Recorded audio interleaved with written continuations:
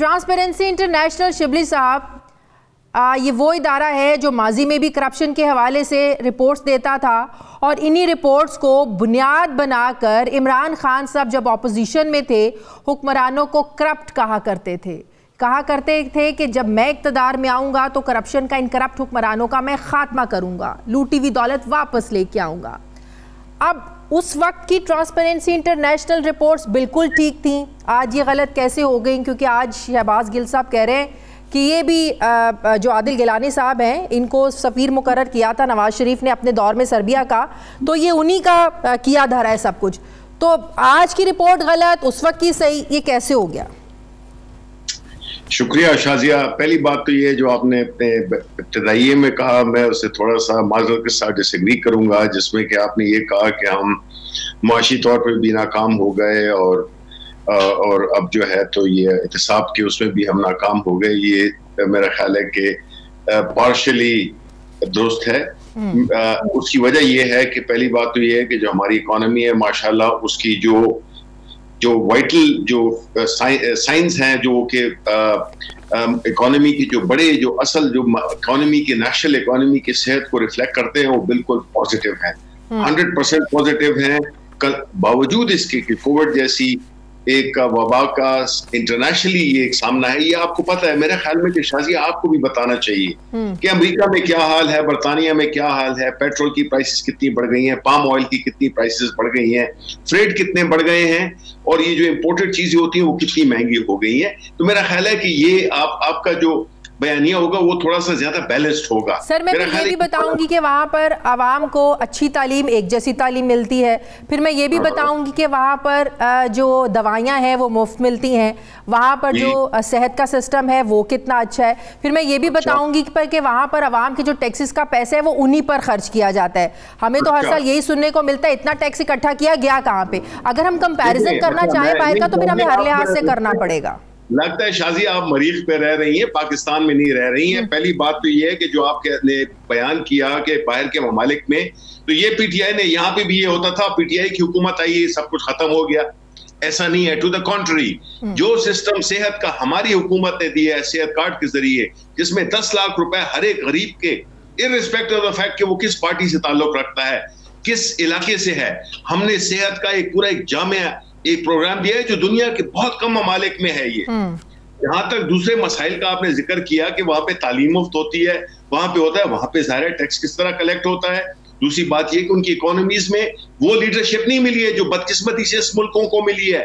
यहाँ के वजीर आजम नहीं है कि 3-3 दफा के वजीर आजम थे जो कि मुल्क से भाग गए और उन पे सीरियस एलिगेशन, ये जो आज आप एमनेस्टी की रिपोर्ट की बात कर रही हैं, ये वो रिपोर्ट है जो बेसिकली उस ड्राफ्ट की जो कि अब तनावर हो गया है, जिसमें कि ये परसेप्शन आम है कि एक यहाँ पे इसमें इस मुल्क में जो कि हम रूल ऑफ लॉ की बात करते हैं और स्टेट कैप्चर की बात करते हैं।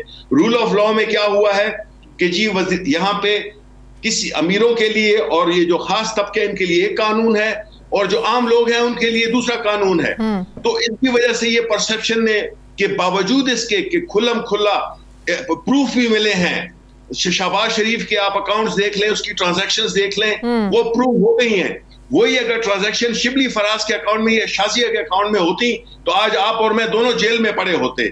लेकिन यहाँ पे चूंकि जेलें तो शहबाज शरीफ ने भी काटी हैं, जेलें शाहिद खाकान ने भी काटी हैं, हमजा ने भी काटी हैं, जरदारी साहब ने भी काटी हैं, जेलें तो अपोजिशन के सारे लोग काट के आए। तो इस मुल्क में करप्शन जो है तो आके बाहर से कोई मरीज से खलाई मखलूक आती है जो कि करप्शन करती है। ये बिल्कुल धुले हुए हैं, दूध के धुले हुए हैं, इन्होंने कोई करप्शन नहीं की। ये आप कहना चाह रही हैं? नहीं, मैं बिल्कुल ये कहना नहीं चाह रही। मैं ये कहना चाह रही हूँ कि शहजाद अकबर जब प्रेस कॉन्फ्रेंसेस में बड़े बड़े सबूतों के पलंदे दिखाया करते थे और ये तासुर दिया करते थे कि अब तो मुल्क का लूटा हुआ सारा पैसा हम वापस ले आएंगे, फिर बाद में पता चलता है कि उन लोगों की जमानतें भी हो जाती हैं, फिर हमें ये कहा जाता है कि ये प्रोसेस है, अब अगला काम अदालत का है। ज़ाहिर अदालत का एक प्रोसेस होता है, तो अदालती इस्लाहात लेकर आना ये भी तो आप लोगों का काम है, रिसोर्सेज आप लोगों के पास है, हुकूमत आप लोगों की है, इक़्तिदार आप लोगों का है, तो ये सब कुछ आप लोगों ने करना था ना, जिसकी वजह से आवाम ने आप लोगों को चुना।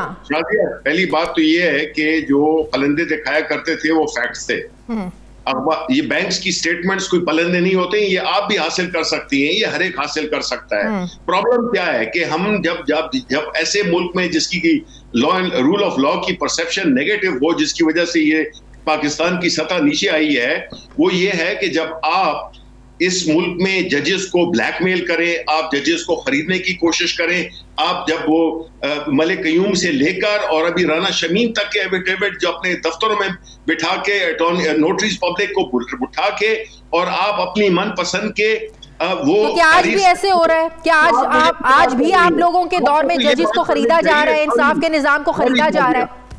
जी, आज भी आप लोगों के दौर में यही सब कुछ हो रहा है? मैं यही तो कहता हूं कि ये पौधा जो है, जो लगाए गए थे उन लोगों ने, जो कि अब कोई लंदन में बैठा है और कोई मॉडल टाउन में या वो उसमें बैठा हुआ है, दूसरी जगहों पे बैठा हुआ है, ये वो लोग हैं जिन्होंने इससे बेनिफिट किया सिस्टम से। भाई आप हम जो आए हैं तो हम इस मुल्क को साफ करने आए हैं, और ये माफिया के साथ लड़ना ये नहीं है कि 3.5 साल में हो जाएगा। हम ला रहे हैं रिफॉर्म्स, आज भी उसमें कैबिनेट में अप्रूव हुई हैं, क्रिमिनल प्रोसीजर कोड में हम मेजर किस्म की चेंजेस कर रहे हैं। देखिए शाजिया, ये मत भूलें कि ये कौम जो है, इसमें जो लीडरान बने हुए थे, जो कि एक बादशाहत थी, क्योंकि ये जमहूरियत नहीं थी कि जिसमें कि हर लीडर का बेटा, पोता, पोती सारे वो करते आए हैं। पाकिस्तान तहरीक इंसाफ और जमात इस्लामी, ये दो, और MQM, ये वाहिद पार्टीज हैं जिसमें कि कोई खानदानी विरासत नहीं है, और इन्हीं दो पार्टीज ने जिनकी की विरासत है, इन्होंने इस मुल्क का बेड़ा गर्क किया, इस मुल्क को जड़ों को खोखला किया।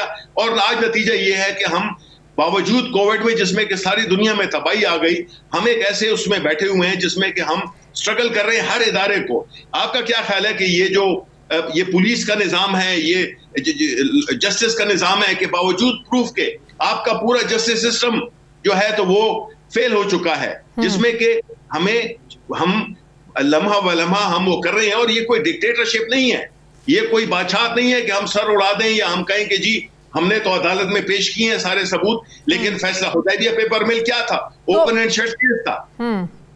बिल्कुल तो आप मुझे बताइए, इस सारे मुल्क के जो 72 साल के मसाइल हैं, जो कि अपना एक सर उठाते रहते रहे, सर उठाते रहते। तो खान साहब को 90 दिन के अंदर मैं ये कर दूंगा, मैं वो कर दूंगा, जो बड़े मैं करप्शन खत्म कर दूंगा, फिर खान साहब को ये दावे करने नहीं चाहिए थे।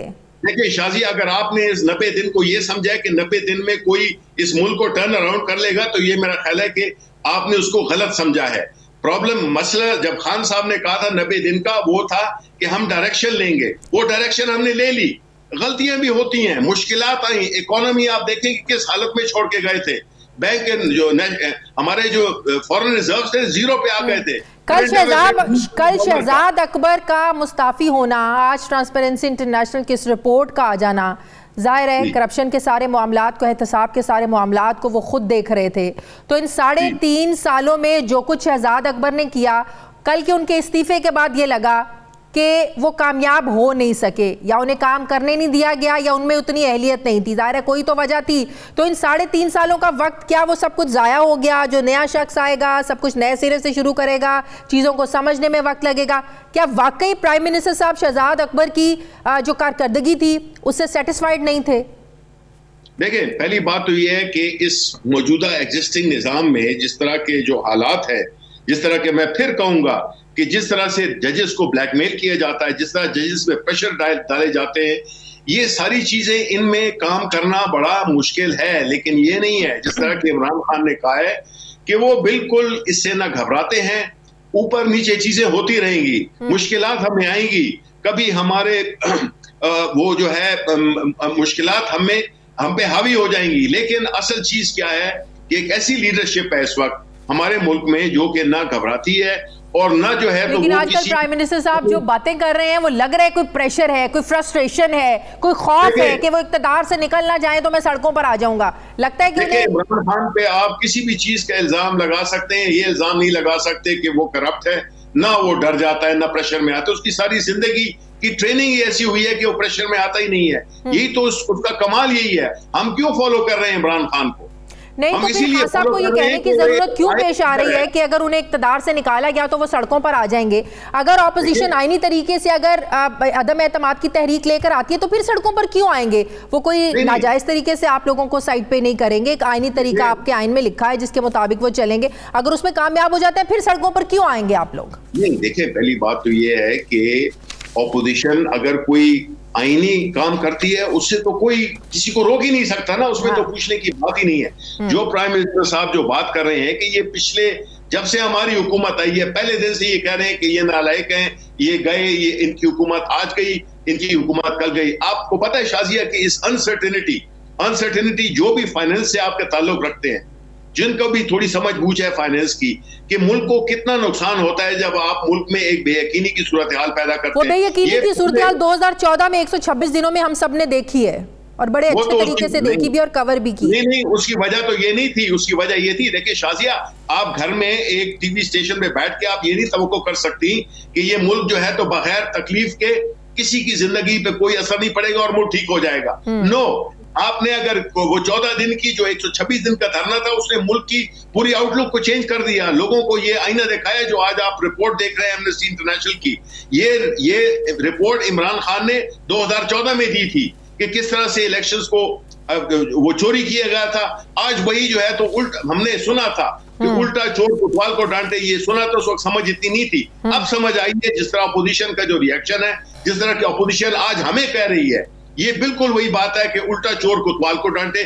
और मैं ये समझता हूं शाजिया कि देखें, ये एक नेशनल ड्यूटी है कि आप अच्छे को अच्छा कहें। मैं जब इंफॉर्मेशन मिनिस्टर था, मैंने किसी को बशमूल आप इसके गवाह हैं, मैंने कभी किसी को नहीं कहा कि आपने ये बात क्यों की। मैंने उनसे सिर्फ एक बात करता था, आप अच्छे को अच्छा कहें, आप बुरे को बुरा कहें। ये मेरी एक रिक्वेस्ट है एज ए इंफॉर्मेशन मिनिस्टर, और वही काम आपको करना चाहिए। ये नहीं है कि आप बगैर कॉन्टेक्स्ट से कर दें कि जी ये हुकूमत फेल हो गई, ये हुकूमत ये हो गया, महंगाई ये हो गई। आप एक तनाजुर तो दें कि इंटरनेशनली क्या हो रहा है और जगहों पे क्या हो रहा है, किन हालात में हमारी इकोनॉमी थी, अब किधर है। इन्हीं चीजों को बुनियाद बनाकर 23 मार्च को अपोजिशन इस्लामाबाद आगे आ रही है, बावजूद इसके कि शेख साहब भी मना कर चुके हैं कि दहशतगर्दी का खतरा है। तो क्या आप लोग इससे निपटने के लिए तैयार हैं? जो उनका मार्च है, फैसला उन्होंने 23 मार्च का ही रखा है, उन्होंने बिल्कुल नहीं बदला। तो क्या करेंगे आप लोग? रोकेंगे, वेलकम करेंगे, क्या करेंगे? देखिए हम किसी को ना पहले रोका, जब पीडीएम इकट्ठी थी ना, जब सारी पार्टीज इकट्ठी थी, उस वक्त हमने नहीं रोका, इनको करने दिया। तो अब तो ये बिखर के चुके हैं, टूट चुके हैं, नाअहल हैं, करप्ट हैं, नालायक हैं। मुल्क के मफाद को ये सबसे आखिर में देखते हैं, ये जाती मफाद और अपनी लीडरशिप की मफादात को पहले देखते हैं। ये सारे जो आजकल ये जो इनके जो सुबह 9-10 बजे होते हैं, जो सियासी बेरोजगार शायद खाकाना बासी जैसे ये आके टीवी में बैठ जाते हैं और कोई ना कोई वो बातें करते रहते हैं। ये मुल्क 23 मार्च को जो है एक अहम दिन है हमारे मुल्क का। उस दिन जो है ये इस्लामिक और वो OIC के उनकी जो मीटिंग हो रही है 23 को, यहाँ पे डिस्प्ले होता है, एक मनाया जाता है। उसमें ये आके अगर आप उसको डिस्टर्ब करना चाहते हैं तो ये इनकी मर्जी है, बिकॉज वैसे लोग इकट्ठे नहीं कर सकते ये। तो इन्होंने कहा कि 23 मार्च को चूंकि एक मेले का समा होता है, उसमें जाके हम झंडे वंडे उठा दें और अपने वो एक जो है वो पूरी कर दें।